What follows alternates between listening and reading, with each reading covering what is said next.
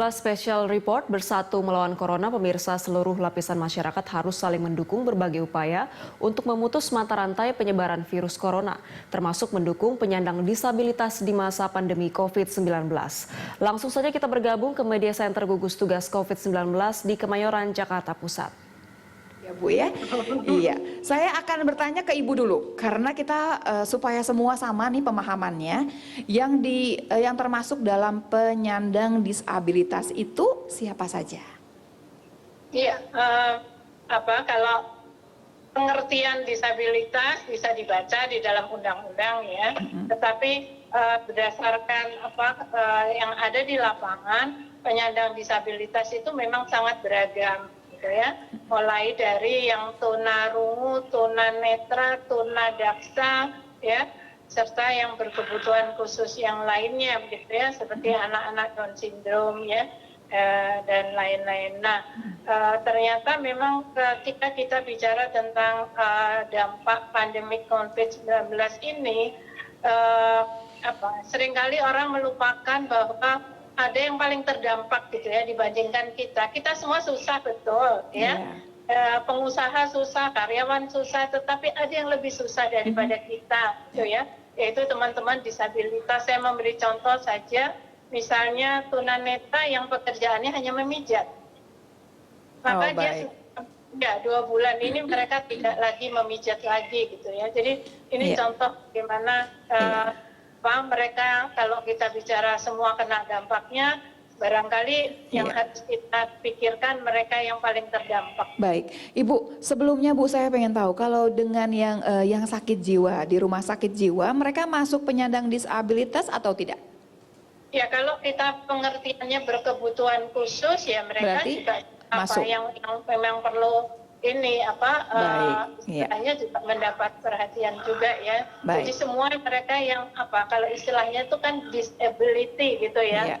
Dis ya. Walaupun saya secara pribadi lebih suka istilah diff ya, different ability gitu ya. Tetapi nggak usah kita perdebatkan istilah. Yang penting adalah mereka yang memang membutuhkan bantuan dan mereka berkebutuhan khusus. Baik, iya. Ibu, sebelum ke Ibu lagi, saya ke Mbak Dini. Mbak Dini cerita sedikit, kalau Plan Internasional Indonesia tuh dia bergerak di bidang apa? Apakah berhubungan juga dengan disabilitas juga?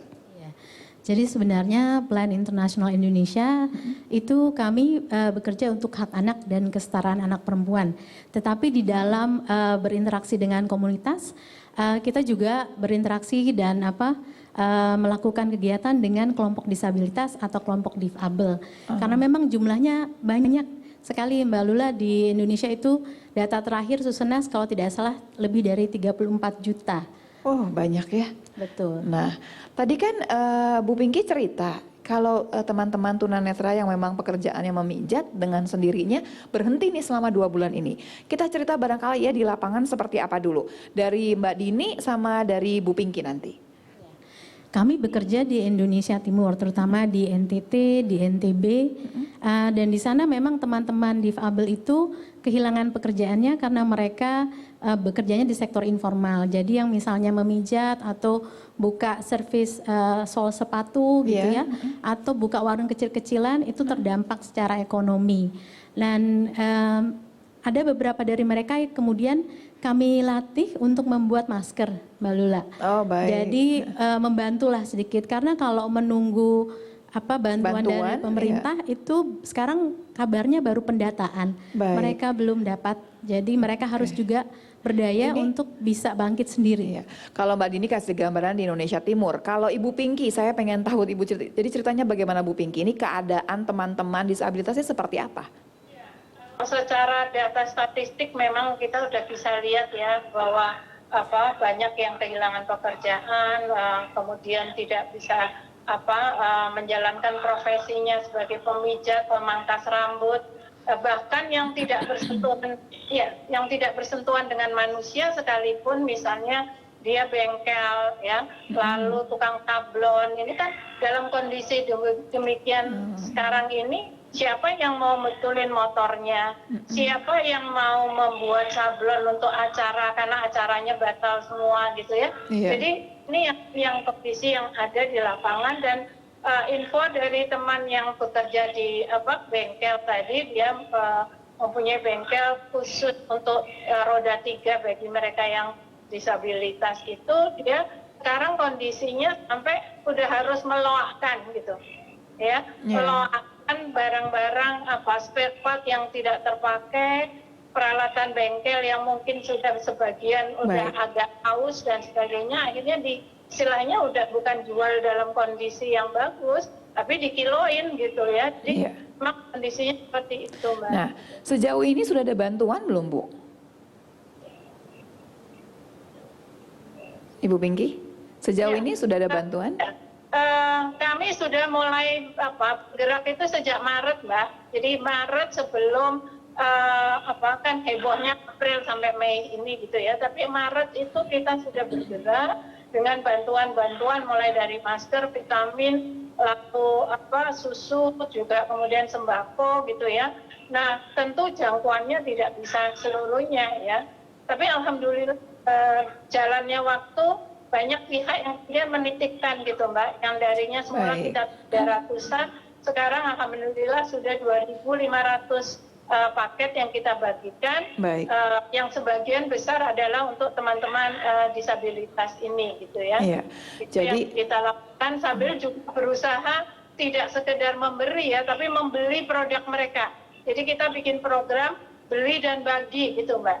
Jadi misalnya Mbak Luna ditawarin bumbu pecel, walaupun nggak butuh ya kita beli aja gitu. Kita bagikan pada yang lain, karena dengan cara itu kita membantu, selain sembako kita membantu mereka dengan lebih dignity gitu. Supaya perekonomiannya jalan gitu ya Bu ya, dengan sendirinya ya, jadi mereka tetap bisa kerja. Kalau tadi kan Mbak Dini mengatakan oke, diajarkan kemudian bikin masker begitu misalkan, yang memang larinya ke arah jahit menjahit, tapi kalau memang bertukang atau bikin pecel kan beda cerita memang ya. Oke, saya mengerti. Kalau Mbak Dini, sejauh ini yang membantu, Plan Indonesia saya ngerti ya, sudah ada yang Plan Internasional Indonesia. Kalau yang dari sekitarnya juga banyak yang sudah membantu, pemerintah barangkali juga? Pemerintah menurut data dari teman-teman kami yang di lapangan belum, Mbak Lula. Jadi memang belum sampai. Oleh karena itu kami juga memfasilitasi, mendampingi kelompok difabel ini untuk bicara langsung dengan pemerintah. Sehingga harapannya respon COVID-19 ini juga memikirkan kebutuhan mereka, mendengarkan suara mereka. Karena ini belum, bahkan informasi saja tidak sampai. Jadi kalau yang di desa-desa, di dusun, kami itu kerja di 200 desa Mbak untuk respon COVID ini. Sejauh ini sudah ada 328.000 penerima manfaatnya, termasuk juga orang dengan disabilitas. Nah, mereka itu bahkan informasi, salah informasi gitu. Jadi ada yang bilang, oh kalau cuci tangan tuh harus cuma pakai sanitizer, hand sanitizer. Kalau pakai sabun nggak bisa, COVID-nya nggak bisa hilang seperti itu. Jadi akses terhadap informasi sangat minim. Jadi itu dulu yang pertama-tama kami luruskan, kami berikan informasi lewat stiker, poster dan juga animasi di dalam bahasa daerah. Jadi ada bahasa Sumbawa, ada bahasa Sasak. Cerita Mbak Dini lebih jauh lagi adalah ini orang-orang yang barangkali dengan media sosial juga tidak terlalu dekat, begitu ya? Betul, ya. Internet aja susah, listrik pun kadang-kadang ya. Tapi TV ada dong, Mbak? Mbak, TV itu kalau di dusun dan di desa nggak kena juga Mbak sinyalnya, belum tentu juga punya TV. Oh begitu. Ya, radio udah syukur. Tapi bisa membaca? Membaca, dan kita juga pakai pictorial dan gambar gitu ya. Jadi itu lebih kena untuk masyarakat yang di desa, di dusun. Seharusnya harusnya corona belum sampai sana dong barangkali Mbak. Kalau memang sebegitu dusunnya, kalau tidak ada orang keluar masuk dari sana, atau barangkali sudah ada juga kasusnya. Ketakutan udah nyampe duluan Mbak. Jadi mungkin virusnya sendiri belum sampai, tetapi masyarakat itu parno ya, jadi harus diluruskan juga yang seperti apa. Oke, kita akan bicara lebih jauh bagaimana kemudian masyarakat bisa membantu. Kan kalau saya di sini nih, pemirsa di rumah juga barangkali berpikir, oh iya ya, ada lagi bagian yang barangkali belum kita bantu. Kita bisa bantu apa? Yuk kita tanya dulu ke Ibu Pinky dulu. Bu Pinky tadi kan saya membayangkan, oke, kalau bikin pecel masih kita bisa beli. Kalau barangkali bikin masker masih bisa kita beli. Tapi kalau yang mijit ini kan susah Bu. Kita kan nggak ada nih keluar masuk dari rumah barangkali. Nah, bagaimana Bu ceritanya? Apa yang Iya. kita bisa bantu sebagai masyarakat Indonesia? Yang pertama Mbak, yang perlu juga dibantu itu pendataan Mbak. Tadi kan sudah disampaikan Mbak Dini juga gitu ya. Bagaimana kita dapat data yang benar gitu tentang mereka yang membutuhkan. Karena ternyata memang di lapangan menunjukkan bahwa yang mendapatkan akses informasi baik tentang bantuan maupun juga tentang apa itu penyakit dan cara mencegahnya itu juga masih tidak merata. Lalu yang kedua, seringkali organisasinya banyak gitu ya. Mitra kita lebih dari 10 organisasi yang bergerak di bidang tunarungu, tunanetra, macam-macam kelompok disabilitas itu punya organisasi yang bermacam-macam. Dan itu memudahkan juga untuk melakukan penjangkauan, tetapi juga seringkali ada hambatan juga adalah yang dikasih kadang-kadang di lingkungannya kepengurusannya itu sendiri gitu ya. Jadi ada yang kita bisa jangkau secara individu, tapi juga harus melalui organisasi tadi karena keterbatasan daya jangkau kita karena ada PSBB dan sebagainya. Tapi ya itu yang terjadi gitu ya. Iya. Jadi Maaf Bu, tapi kan Bu punya bantuan dengan caranya masing-masing gitu, Baik. mulai dari pendataan sampai donatur yang kita butuhkan untuk Baik. pemberian bantuan. Dan Mbak Luna jangan lupa ini nggak selesai loh. Ramadan saja saya dapat donatur yang bilang saya cuma mau bantunya Ramadan saja. Saya bilang halo, ini nggak berhenti